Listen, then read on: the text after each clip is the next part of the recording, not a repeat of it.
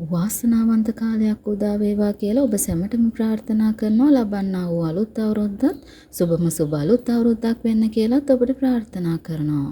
අද ඔබට ගෙන එන්නේ මීන රාශිය ගැන විස්තරයක්.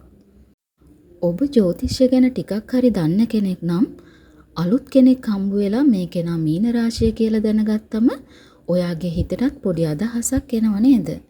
මීන රාශිය කියන්නේ සමහර වෙලාවට හරිම නිශ්ශබ්ද, සමහර වෙලාවට හරිම සංවේදී, ඒත් ඇතුළත ගොඩක් ගැඹුර තියෙන විශේෂ පෞරුෂයක් තියෙන රාශියක්.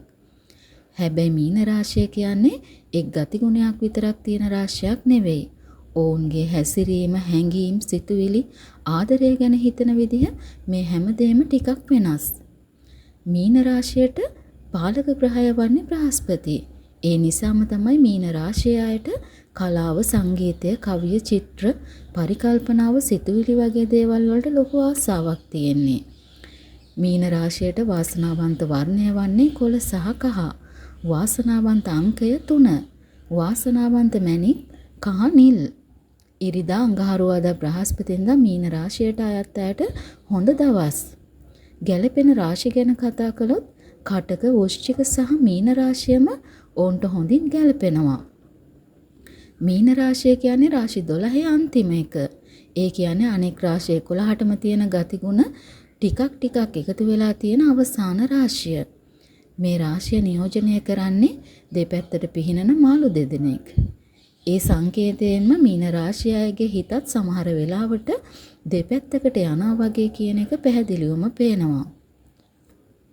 ගෙදර ඉඳලා සංගීතයක් අහන එක, කවියක් කියන එක, ලස්සන මතක එකතු කරගන්න එක ඕන්ට හරිම වටිනවා. වෘත්තීය පැත්තෙන් බලද්දි මීන රාශිය අය හොඳ ඇහුම්කන් දෙන්නන් බව පේනවා. මිනිස්සුන්ගේ ගැටලු අහලා තේරුම් ගන්න ඕන්ට පුළුවන්. ඒ නිසා දොස්තර, උපදේශක, ගුරුවරු, කලාකරුවන් වගේ සංවේදී වැදගත් වෘත්තීන් ඔවුන්ට ගැලපෙනවා. ලිවීම, චිත්‍ර ඇඳීම, සංගීතය, YouTube channel එකක්වත් මීන රාශිය කළොත් හොඳටම කරන්න පුළුවන්. හැබැයි හැමෝම ඉක්මනින් විශ්වාස කරන එක, අන්ධ විශ්වාසයට යාම, හැඟීම් වලින් වැඩියෙන් බලපෑම් වෙන එක, තීරණ ගන්න අමාරු වෙන එක ඔවුන්ගේ දුර්වලතා ටිකක්.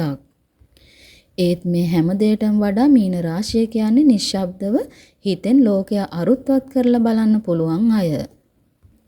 විවේචනත් ගැටුණුත් ඔවුන්ට ලේසි නැහැ. එහෙත් ආදරයෙන්, කරුණාවෙන් ලෝකය වෙනස් කරන්න පුළුවන් ශක්තිය ඔවුන්ට තියෙනවා. ඔවුන්ට මිනිසුන්ගේ දුක වේදනාව හරිම ඉක්මනින් දැනෙනවා. ඒ නිසාම උදව් කරන්න හැම වෙලාවෙම සූදානම්. මිනිස්සු ඔවුන්ට ආදරෙයි. ඒ දයාබර හිත නිසාම.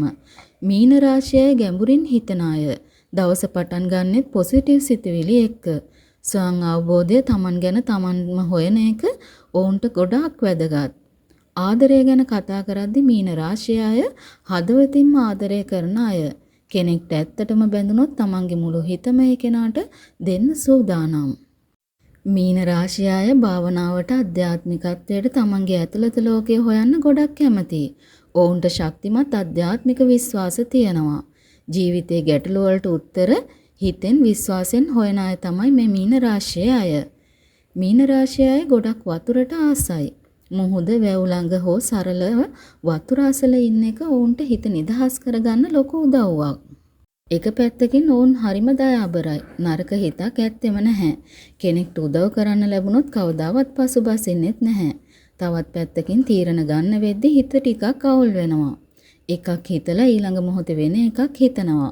ඒ නිසාම දිත්ත පෞරුෂයක් තියනවද කියලා බලන අයට හිතෙන්න පුළුවන්. මේ කරුණු සත්‍ය නම් ඔබේ අදහස් පහලින් ලියා තියන්න කියලාත් ආදරෙන් මතක් කරමින් සමුගන්නෝ. ඔබ සැමට වාසනාවන්ත කාලයක් උදා වේවා.